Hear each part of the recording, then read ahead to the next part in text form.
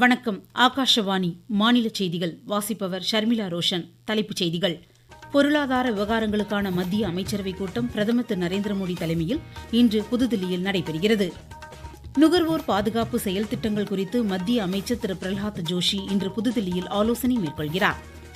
சென்னை நகர வளர்ச்சியில் மீனவ கிராமங்களின் பங்களிப்பு இன்றியமையாதது என்று முதலமைச்சர் திரு மு க ஸ்டாலின் தெரிவித்துள்ளார். சென்னை அண்ணா பல்கலைக்கழக பாலியல் வன்கொடுமை வழக்கில் ஞானசேகரனை குற்றவாளியாக அறிவித்து சென்னை மகளிர் நீதிமன்றம் தீர்ப்பளித்துள்ளது. நீலகிரி, கோவை, திருநெல்வேலி, தென்காசி, தேனி மாவட்டங்களில் இன்று மிக கனமழைக்கு வாய்ப்புள்ளதாக சென்னை வானிலை ஆய்வு மையம் தெரிவித்துள்ளது. இனி விரிவான செய்திகள். பிரதமர் திரு நரேந்திர மோடி தலைமையில் மத்திய அமைச்சரவைக் கூட்டம் புதுதில்லியில் இன்று நடைபெறுகிறது. பல்வேறு புதிய திட்டங்களுக்கான நிதி ஒதுக்கீட்டிற்கு ஒப்புதல், நாட்டின் பொருளாதார மேம்பாட்டுக் கொள்கை, பாதுகாப்பு சார்ந்த திட்டங்கள் குறித்து இதில் ஆலோசிக்கப்படுகிறது. இதனிடையே பிரதமர் சிக்கிம், மேற்குவங்கம், பீகார், உத்தரப்பிரதேச மாநிலங்களில் பல்வேறு வளர்ச்சித் திட்டப் பணிகளை துவக்கி வைப்பதற்காக நாளை அங்கு செல்கிறார். முதல் கட்டமாக சிக்கிமில் பல்வேறு வளர்ச்சித் திட்டப் பணிகளை துவக்கி வைக்கும் பிரதமர் மேற்கு வங்கத்தில் புதிய நகர எரிவாயு விநியோக திட்டத்திற்கான அடிக்கல்லை நாட்டவுள்ளார். தொடர்ந்து பீகார் தலைநகர் பாட்னாவில் விமான நிலைய புதிய முனைய கட்டிடத்தை அவர் திறந்து வைக்கிறார். நாளை மறுநாள் பீகார் மாநிலத்தில் 48,520 கோடி ரூபாய் மதிப்பிலான பல்வேறு வளர்ச்சித் திட்டப் பணிகளுக்கு பிரதமர் அடிக்கல் நாட்டுகிறார். தீவிரவாதத்திற்கு எதிரான பூஜ்ய சகிப்புத்தன்மை குறித்த இந்தியாவின் செய்தியை நம் நாட்டின் அனைத்துக் கட்சி குழுவினர் தொடர்ந்து எடுத்துரைத்து வருகின்றனர். பாகிஸ்தான் நாட்டின் எல்லை தாண்டிய தீவிரவாதம் குறித்து இக்குழுவினர் உலக நாடுகளிடையே எடுத்துரைக்கும் நிலையில் பனாமாவில் காங்கிரஸ் கட்சியின் திரு சசிதரூர் தலைமையிலான குழுவினர் இந்தியாவின் நிலைப்பாட்டை விளக்கினர். தென்னாப்பிரிக்காவில் தேசியவாத காங்கிரஸ் உறுப்பினர் திருமதி சுப்ரியா சுலே தலைமையிலான குழு ஆபரேஷன் சிந்தூர் ராணுவ நடவடிக்கை, தீவிரவாதத்திற்கு தக்க பதிலடி கொடுக்கும் இந்தியாவின் நிலைப்பாடு ஆகியவற்றை எடுத்துரைத்தது. இக்குழுவினர் இன்று கேப்டவுனில் அந்நாட்டின் பாராளுமன்ற உறுப்பினர்களை சந்தித்து இந்தியாவின் நிலைப்பாடு குறித்து எடுத்துரைக்கவுள்ளது. இதனிடையே பிஜேபி நாடாளுமன்ற உறுப்பினர் திரு பைஜெயந்த் பாண்டா தலைமையிலான குழுவினர் தங்களது குவைத் பயணத்தை முடித்துக்கொண்டு பஹ்ரைன் சென்றுள்ளனர். இதேபோல் கிரேக்க நாடு சென்றுள்ள திமுக உறுப்பினர் திருமதி கனிமொழி தலைமையிலான குழுவினர் அந்நாட்டு உயர் அதிகாரிகளை சந்தித்து எல்லை தாண்டிய தீவிரவாதத்திற்கு எதிரான இந்தியாவின் நடவடிக்கை குறித்து எடுத்துரைத்தனர். நுகர்வோர் பாதுகாப்பு செயல் திட்டம் குறித்த உயர்நிலை ஆலோசனைக் கூட்டம் புதுதில்லியில் இன்று நடைபெறுகிறது. மத்திய நுகர்வோர் விவகாரங்கள், உணவு மற்றும் பொது விநியோகத்துறை அமைச்சர் திரு பிரல்ஹாத் ஜோஷி இதில் நுகர்வோருக்கான திட்டங்கள், செயல்முறைகள் குறித்து விரிவாக விளக்கமளிக்கவுள்ளார். சென்னை, ராஜஸ்தான், திரிபுரா, ஜார்க்கண்ட் மாநில உயர்நீதிமன்றங்களின் தலைமை நீதிபதிகளை பணியிட மாற்றம் செய்ய தலைமை நீதிபதி BR கவாய் தலைமையிலான உச்சநீதிமன்ற கொலிஜியம் பரிந்துரைத்துள்ளது. இதன்படி ராஜஸ்தான் உயர்நீதிமன்ற நீதிபதி மணீந்திர மோகன் ஸ்ரீவஸ்தவா சென்னை உயர்நீதிமன்ற நீதிபதியாக பணியிட மாற்றம் செய்யப்பட்டுள்ளார். அதேபோல் சென்னை உயர்நீதிமன்ற நீதிபதி KR ஸ்ரீராம் ராஜஸ்தான் நீதிமன்றத்திற்கு மாற்றப்பட்டுள்ளார். திரிபுரா உயர்நீதிமன்ற நீதிபதி தெலுங்கானாவிற்கும், ஜார்க்கண்ட் நீதிபதி திரிபுரா நீதிமன்றத்திற்கும் பணியிட மாற்றம் செய்யப்பட்டுள்ளனர். மத்திய அமைச்சர் திரு ஜோதிர் ஆதித்ய சிந்தியா வடகிழக்கு மாநிலங்களின் எழுச்சி குறித்து வெளியிட்ட கட்டுரையை பிரதமர் திரு நரேந்திர மோடி தமது சமூக வலைதள பக்கத்தில் பகிர்ந்துள்ளார். கட்டமைப்பு மேம்பாடு, வர்த்தக வளர்ச்சி, சாலை கட்டமைப்பு போன்ற வசதிகளுடன் $30 டிரில்லியன் வளர்ச்சி இலக்கை நோக்கி வடகிழக்கு மாநிலங்கள் பயணிப்பதாக திரு ஜோதிர் ஆதித்ய சிந்தியா தெரிவித்திருப்பதன் மூலம் வடகிழக்கு இந்தியா நாட்டின் முன்னோடி பிராந்தியமாக முன்னேறி வருவதாக பிரதமர் மகிழ்ச்சி வெளியிட்டுள்ளார். மத்திய வெளியுறவுத்துறை செயலாளர் திரு விக்ரம் மிஸ்ரி அமெரிக்காவின் பாதுகாப்பு செயலர் ஜெஃப்ரி கெஸ்லருடன் நவீன தொழில்நுட்பத்துறையில் ஒத்துழைப்பு குறித்து விரிவாக ஆலோசனை மேற்கொண்டுள்ளார். அரசுமுறை பயணமாக அமெரிக்கா சென்றுள்ள திரு மிஸ்ரி இந்திய அமெரிக்க வர்த்தக பேச்சுவார்த்தைகளை மேலும் வலுப்படுத்தி வர்த்தக ஒருங்கிணைப்பை மேம்படுத்துவதற்கான பேச்சுவார்த்தைகளை மேற்கொள்கிறார். தமிழ்நாட்டில் காலியாக உள்ள 6 மாநிலங்களவை பதவியிடங்களுக்கு அடுத்த மாதம் 19ஆம் தேதி தேர்தல் நடைபெறவுள்ள நிலையில் திமுக வேட்பாளர்களின் பெயர்கள் அறிவிக்கப்பட்டுள்ளன.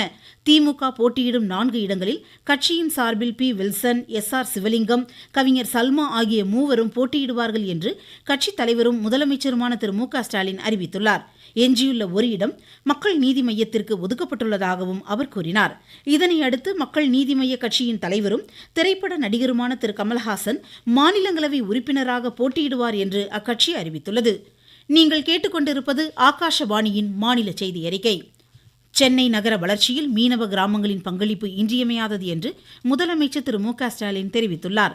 சென்னை திருவொற்றியூரில் மீனவர் நலத்துறை சார்பில் 273 கோடி ரூபாய் மதிப்பிலான புதிய சூறை மீன்பிடி துறைமுகத்தை இன்று திறந்து வைத்து பேசிய அவர், மீனவர் நலன் மற்றும் வாழ்வாதாரத்தை பாதுகாக்க மாநில அரசு பல்வேறு நடவடிக்கைகளை மேற்கொண்டு வருவதாக பட்டியலிட்டார். சென்னை, செங்கற்பட்டு, விழுப்புரம், மயிலாடுதுறை, தூத்துக்குடி, திருநெல்வேலி ஆகிய மாவட்டங்கள்ல 49 மீனவ கிராமங்கள்ல 200 செயற்கை மீன் உறைவிடங்கள் 62 கோடி ரூபாய் திட்ட மதிப்பீட்டுல நிறுவப்பட்டிருக்கு. மிதவைகள் மற்றும் கயிறு மூலம் கடற்பாசி வளர்ப்பு மேற்கொள்ள 1863 மீனவ மகளிருக்கு 2 கோடி ரூபாய் மானிய தொகை விடுவிக்கப்பட்டிருக்கு. புதிய மீன் இறங்கு தளங்கள் அமைக்க 626 கோடியே 12 லட்சம் ரூபாய்க்கு நிர்வாக ஒப்புதல் வழங்கப்பட்டு 34 பணிகள் முடிக்கப்பட்டு பயன்பாட்டில் இருக்கு. மேம்படுத்தப்பட்ட மீன்பிடி துறைமுகங்கள், மீன் இறங்கு தளங்கள், மீன்விதை பண்ணை உள்ளிட்ட 13 முடிவுற்ற திட்டப் பணிகளையும் முதலமைச்சர் துவக்கி வைத்தார். ராமநாதபுரம் மாவட்டம் தங்கச்சிமடம், ரோச்மா நகர் மீனவ கிராமங்களில் 170 கோடி ரூபாய் மதிப்பீட்டில் மீன் இறங்கு தளங்களை மேம்படுத்தும் பணிகளுக்கும் முதலமைச்சர் அடிக்கல் நாட்டினார். சென்னை அண்ணா பல்கலைக்கழக மாணவி பாலியல் வன்கொடுமை வழக்கில் குற்றம் சாட்டப்பட்ட ஞானசேகரன் குற்றவாளி என சென்னை மகளிர் நீதிமன்றம் இன்று தீர்ப்பளித்துள்ளது. தண்டனை விவரங்கள் வரும் 2ஆம் தேதி அறிவிக்கப்படும் என்று நீதிபதி ராஜலட்சுமி தமது தீர்ப்பில் தெரிவித்துள்ளார். பல்கலைக்கழக வளாகத்தில் கடந்த டிசம்பர் மாதம் நடைபெற்றதாக கூறப்பட்ட இச்சம்பவத்தில் ஞானசேகரன் மீது சுமத்தப்பட்ட 11 குற்றச்சாட்டுகளும் நிரூபணமாகி இருப்பதாக நீதிபதி குறிப்பிட்டுள்ளார். இவ்வழக்கு அரிதான வழக்கு என்பதால் குற்றவாளிக்கு அதிகபட்ச தண்டனை வழங்கப்பட வேண்டும் என்று அரசு தரப்பில் வாதிடப்பட்டது. மேற்கு தொடர்ச்சி மலைப்பகுதிகளில் பெய்து வரும் தொடர் கனமழை காரணமாக 140 அடி கொள்ளளவு கொண்ட பாபநாசம் அணையின் நீர்மட்டம் 103 அடியை எட்டியுள்ளது. இதேபோல் 156 அடி கொள்ளளவு கொண்ட சேர்வலாறு அணையின் நீர்மட்டம் 135 அடியாக அதிகரித்துள்ளது. மணிமுத்தாறு அருவியில் வெள்ளப்பெருக்கு ஏற்பட்டுள்ளதால் சுற்றுலா பயணிகளுக்கு 3வது நாளாக வனத்துறை தடை விதித்துள்ளது. தொடர்மழை காரணமாக குற்றால அருவிகளில் வெள்ளப்பெருக்கு ஏற்பட்டுள்ளதால் சுற்றுலா பயணிகள் அருவியில் குளிக்க 4வது நாளாக இன்றும் தடை நீட்டிக்கப்பட்டுள்ளதாக எமது செய்தியாளர் தெரிவிக்கிறார். தென்காசி மாவட்டம் முழுவதும் மழை பெய்து வருகிறது. இந்த மழையின் காரணமாக இங்குள்ள பிரதான அருவியான குற்றாலம் மெயின் அருவி, 5 அருவி, பழைய குற்றாலம் என அனைத்து அருவிகளிலும் தொடர்ந்து தண்ணீர் வரத்து அதிகரித்து காணப்பட்ட நிலையில் சுற்றுலா பயணிகள் அருவியில் குளித்து மகிழ்ந்து செல்கின்றனர். இந்த நிலையில் கடந்த 4 நாட்களாக அருவி பகுதிகளில் தொடர்ந்து வெள்ளப்பெருக்கு என்பது நீடித்து வருவதால் சுற்றுலா பயணிகளுடைய பாதுகாப்பு நலன் கருதி அருவியில் குளிப்பதற்கு தடை விதித்தனர். தென்காசியிலிருந்து செந்தில். நீலகிரி மாவட்டத்தில் கனமழை குறைந்ததை அடுத்து சுற்றுலா பயணிகள் சுற்றுலா தலங்களுக்கு செல்ல அனுமதி வழங்கப்பட்டுள்ளது. இதனையடுத்து உதகை அரசு தாவரவியல் பூங்கா, ரோஜா பூங்கா ஆகியவை இன்று திறக்கப்பட்டதை அடுத்து சுற்றுலா பயணிகள் ஆர்வத்துடன் இதனை பார்வையிட்டு வருகின்றனர்.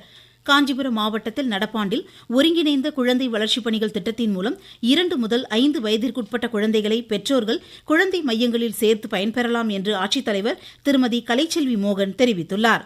திருப்பூர் குடிமங்கலம் வட்டாரத்தில் கொங்கல் நகரம் கிராமத்தில் உழவரை தேடி வேளாண்மை எனும் திட்டத்தின் கீழ் அனைத்து துறைகளின் வட்டார அலுவலர்கள் பங்கேற்கும் கூட்டம் நாளை நடைபெறும் என்று மாவட்ட வேளாண் துறை தெரிவித்துள்ளது. புதுக்கோட்டை மாவட்டம் கடையக்குடி கிராம ஊராட்சியில் பெரியார் நினைவு சமத்துவபுரத்தில் புதிய வீடுகளுக்கு பயனாளிகள் தேர்வு செய்யப்பட உள்ளதால் அடுத்த மாதம் 10ஆம் தேதிக்குள் விருப்பமுடையவர்கள் விண்ணப்பிக்கலாம் என்று மாவட்ட ஆட்சித்தலைவர் திருமதி அருணா கூறியிருக்கிறார். அரியலூர் மாவட்ட வட்டாட்சியர் அலுவலகத்தில் எரிவாயு நுகர்வோர் குறைதீர் கூட்டம் நாளை மாவட்ட வருவாய் அலுவலர் தலைமையில் நடைபெறும் என மாவட்ட ஆட்சித்தலைவர் திரு ரத்னசாமி தெரிவித்துள்ளார். நாகை மாவட்டம் ராமர் மடத்தில் அமைந்துள்ள ஸ்ரீபால ஆஞ்சநேயர் ஆலய வைகாசி திருவிழாவை முன்னிட்டு பக்தர்கள் ஆஞ்சநேயருக்கு பால அபிஷேகம் செய்தனர். இதனைத் தொடர்ந்து மகா தீப ஆராதனையும் இன்று இடம்பெற்றது.